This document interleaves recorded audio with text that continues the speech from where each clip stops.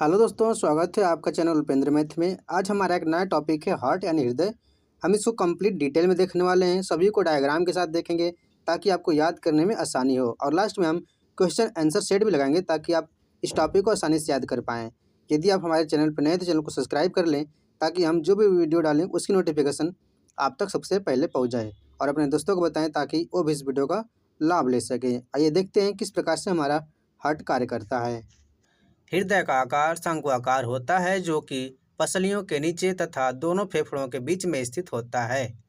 हृदय अनैच्छिक पेशियों का बना होता है जिन्हें हृदयक पेशी यानी कार्डियक मसल कहा जाता है।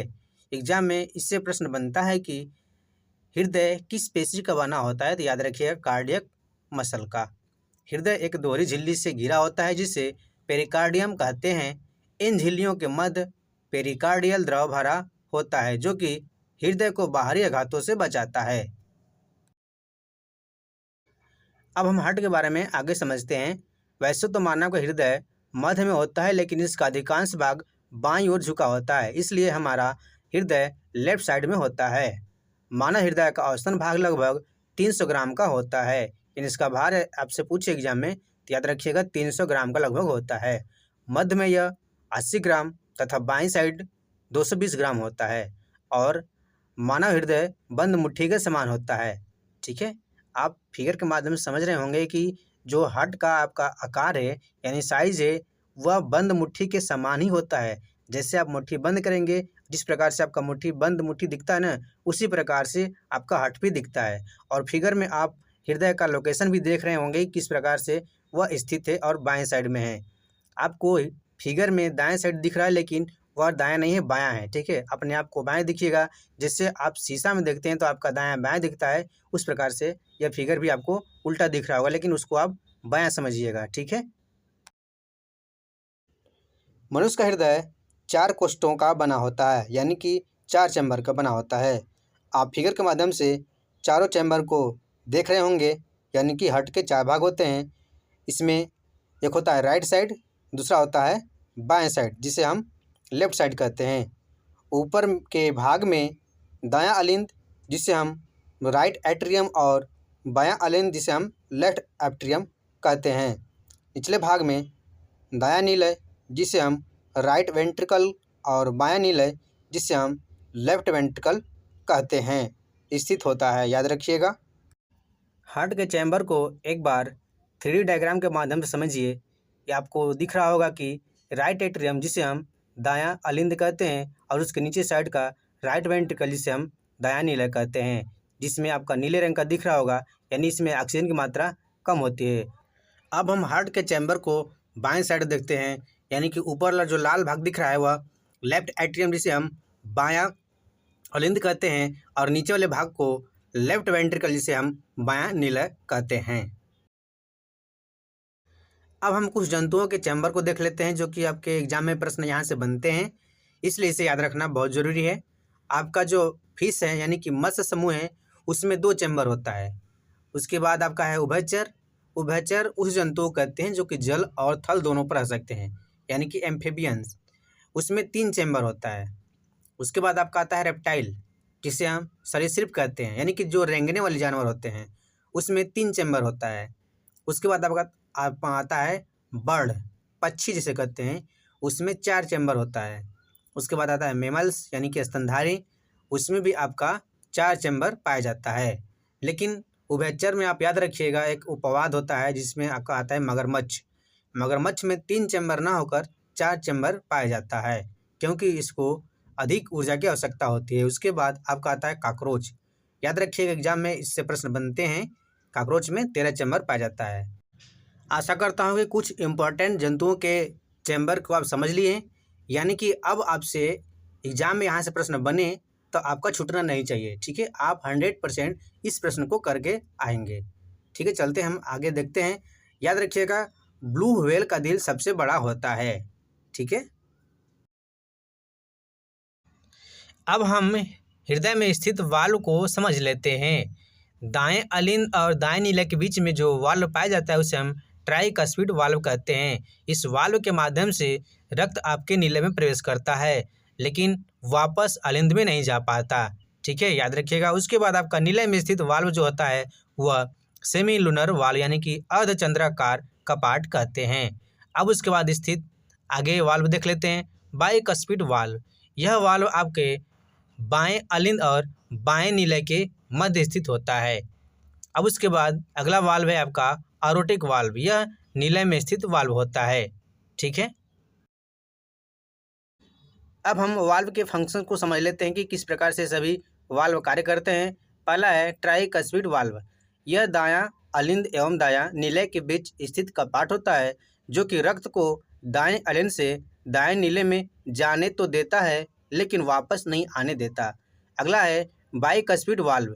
यह बायां अलिंद एवं बायां नीले के मध्य स्थित कपाट होता है जो कि बाएं अलिंद से बाएं नीले में रक्त को जाने तो देता है लेकिन वापस नहीं आने देता।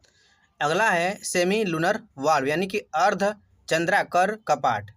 सेमी लूनर वाल्व रक्त को नीले से धमनियों में प्रवाहित होने की अनुमति देते हैं और धमनियों से नीले में रक्त के पिछड़े प्रवाह को रोकते हैं।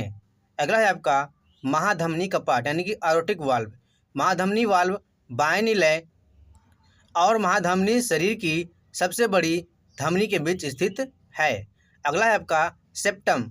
मांसपेशियों की दीवार जो दोनों पक्षों को अलग करती है उसे सेप्टम कहा जाता है। यह हृदय कक्षों के बीच एक अवरोध बनाता है और यह ऑक्सीजन युक्त और कार्बन डाइऑक्साइड युक्त रक्त के मिश्रण को रोकता है। अब हम हार्ट के फंक्शन को फिगर के माध्यम से आसानी से समझेंगे। आप देख रहे हैं फिगर में सुपीरियर वेना कावा जिसे हम अग्र महाशिरा कहते हैं और इन्फीरियर वेना कावा जिसे हम निम्न महाशिरा कहते हैं। अग्र महाशिरा आपके शरीर के ऊपरी भाग से यानी कि सिर से आपके अशुद्ध रक्त को अलिंद में लाने का कार्य करता है। उसी प्रकार से इन्फीरियर वेना कावा है जो कि आपके शरीर के निचले भाग से अशुद्ध रक्त को आपके अलिंद में लाने का कार्य करता है। अशुद्ध रक्त यानी कि जिसमें कार्बन डाइऑक्साइड की मात्रा अधिक हो और ऑक्सीजन की मात्रा कम हो। अशुद्ध रक्त आपके अलिंद में आने के बाद ट्राइकस्पिड वाल्व के माध्यम से नीले में पहुंचता है। अब हम इसे समझते हैं कि जब आपका अशुद्ध रक्त नीले में आता है और फिर सेमी लूनर वाल्व के माध्यम से अशुद्ध रक्त आपके फेफड़े में पहुंचता है और फेफड़े में ऑक्सीजन की मात्रा उसमें मिलती है। उसके बाद यह आपका शुद्ध रक्त आपके बाएं अलिंद में पहुंचता है। अब बाएं अलिंद और बाएं नीले के बीच में एक वाल्व होता है जिसे हम बाइकस्पिड वाल्व कहते हैं। इससे आपका शुद्ध रक्त आपके बाएं नीले में पहुंचता है। वहाँ पे एक वाल्व होता है जिसे हम एरोटिक वाल्व कहते हैं जिसके माध्यम से आपका शुद्ध रक्त महाधमनी में पहुंचता है। अब हम हार्ट के फंक्शन को आपको वीडियो के माध्यम से समझाने की कोशिश करते हैं किस प्रकार से यह वास्तविक में आपका हार्ट कार्य करता है। आइए देखते हैं आपके वीडियो में किस प्रकार से यह आपका हार्ट कार्य करता है। आशा करता हूं कि आपको इस वीडियो के माध्यम से आसानी से समझ में आ जाएगा। आप देख रहे होंगे किस प्रकार से आपका हार्ट लव धप की साउंड प्रोड्यूस करता है।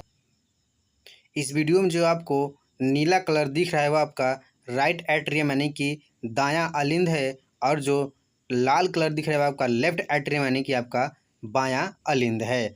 यह जो नीला भाग है यह आपका दायां नीला है तथा जो लाल भाग है वह आपका बायां नीला है। अब हम इसे आगे और भी आसानी से समझने की कोशिश करते हैं किस प्रकार से हमारे हृदय में रक्त का प्रवाह होता है।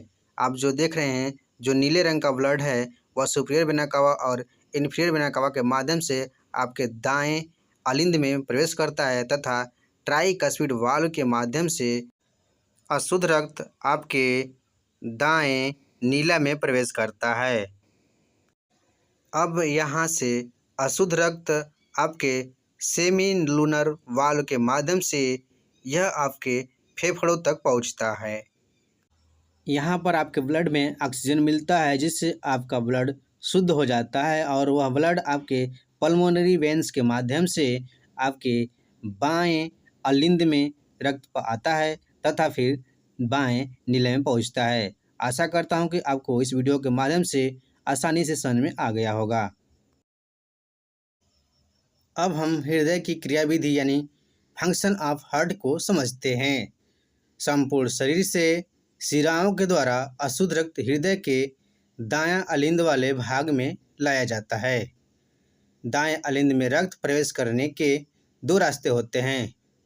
ऊपरी रास्ते को अग्र महाशिरा यानी कि सुपीरियर वेना कावा एवं निचले रास्ते को निम्न महाशिरा यानी कि इन्फीरियर वेना कावा कहा जाता है।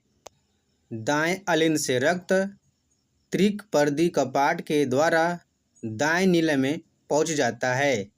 दाएं नीले से अशुद्ध रक्त को पल्मोनरी धमनी के द्वारा फेफड़ों तक ले जाया जाता है।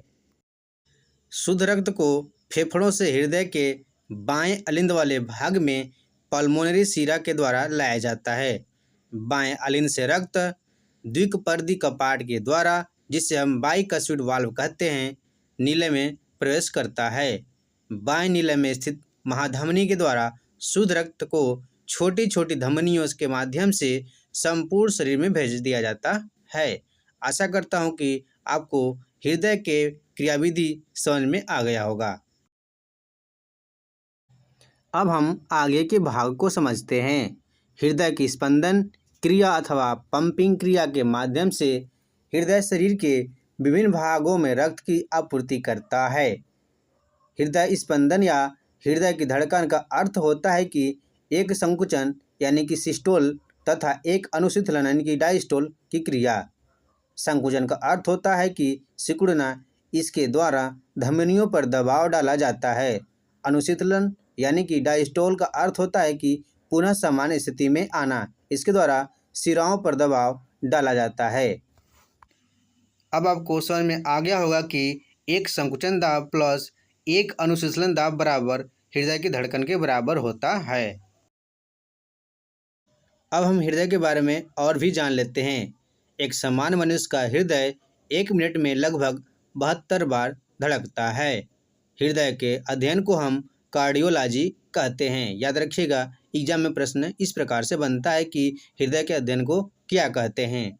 आगे है, मनुष्य के शरीर में हृदय को एक बार धड़कने के लिए कितना समय लगता है, तो याद रखिएगा 0.8 सेकेंड। यह भी एग्जाम में पूछा गया है। हृदय की धड़कन को उत्तेजित करने वाला हार्मोन कौन सा है, तो याद रखिएगा थायरॉक्सिन हार्मोन। यह भी एग्जाम में आपके बार बार पूछा जाता है। पेसमेकर, जिसे हम कार्डियक पेसिंग डिवाइस के रूप में भी जाना जाता है, एक छोटा चिकित्सक उपकरण है जो असामान्य हृदय गति के हृदय की धड़कन को नियंत्रित करने में मदद करता है। आशा करता हूं कि यह भाग आपको समझ में आ गया होगा। यदि आपको वीडियो हमारी पसंद आ रही है तो वीडियो को लाइक करें और चैनल को सब्सक्राइब जरूर करें और अपने मित्रों तक पहुंचाएं ताकि वो भी इस वीडियो का लाभ ले सके। यदि आप हमारे इस चैनल को सब्सक्राइब करेंगे और अपने दोस्तों तक पहुंचाएंगे तो हम आपके लिए और भी अच्छी अच्छी वीडियो लेकर आएंगे। अब हम रक्तदाब यानी कि ब्लड प्रेशर को समझ लेते हैं। जब हृदय संकुचित होता है तो धमनियों पर अधिक दबाव पड़ता है। इसे संकुचन दाब कहते हैं, जिसे हम सिस्टोलिक प्रेशर कहते हैं। अनुशीतलन दाब के कारण शरीर के विभिन्न अंगों से अशुद्ध रक्त शिराओं के द्वारा हृदय के दाएं भाग तक लाया जाता है, अर्थात अनुशीतलन के द्वारा शिराओं पर दाब अधिक पड़ता है। इस प्रकार शरीर में रक्त की आपूर्ति संकुचन दाब अनुशीतलन दाब पर निर्भर करती है। रक्त दाब बराबर आपका होता है 120 सिस्टोलिक प्रेशर बटा के 80 डायस्टोलिक प्रेशर होता है, जिसे हम mmHg में मापते हैं। रक्त दाब को स्फिग्नोमैनोमीटर के द्वारा मापते हैं। याद रखिएगा, यह प्रश्न आपके एग्जाम में बार बार पूछा जाता है कि रक्त दाब को हम किस उपकरण से मापते हैं, तो आपका है स्फिग्नोमैनोमीटर।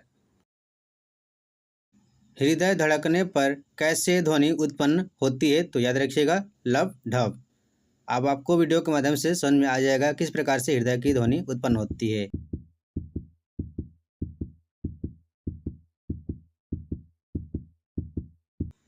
तो दोस्तों, आज का हमारा टॉपिक कंप्लीट हुआ। अब हम देखेंगे क्वेश्चन आंसर सेट, जिससे कि आपको यह टॉपिक आसानी से याद हो जाए और आप एग्जाम में उस प्रश्न को आसानी से सॉल्व कर दें। हमारा पहला प्रश्न है, हृदय के बाहरी आवरण को डैश कहा जाता है। तो इस प्रश्न का उत्तर होगा आपका पेरिकार्डियम। याद रखिएगा, एग्जाम में प्रश्न पूछा गया है। अगला प्रश्न है, मानव हृदय में डैश सबसे बड़ा और सबसे मजबूत कक्ष होता है।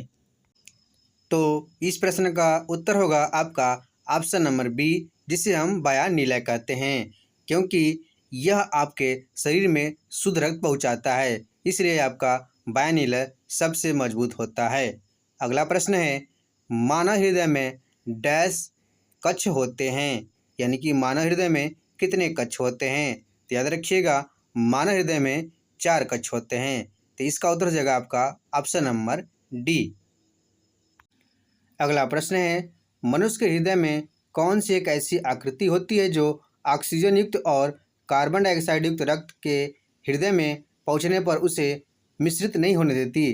तो वह आपका है सेप्टम, यानी कि इस प्रश्न का उत्तर हो जाएगा ऑप्शन नंबर सी। अगला प्रश्न है, निम्नलिखित में से कौन सा हृदय का वाल्व नहीं है? तो याद रखिएगा, सेप्टम हृदय का वाल्व नहीं है।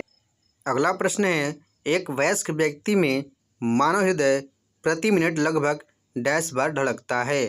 तो इसका उत्तर हो जाएगा ऑप्शन नंबर ए, यानी कि वह 72 बार धड़कता है। अगला प्रश्न है, पेसमेकर का संबंध किससे है? तो यह आपका हो जाएगा, पेसमेकर का संबंध आपका हृदय से संबंधित है। अगला प्रश्न है, मनुष्य के शरीर में हृदय को एक बार धड़कने के लिए लगभग कितना समय लगता है? तो यह हो जाएगा आपका ऑप्शन नंबर डी, 0.1 सेकेंड लगता है।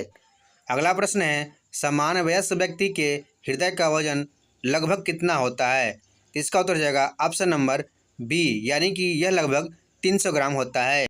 तो दोस्तों, आज का हमारा टॉपिक कंप्लीट हुआ।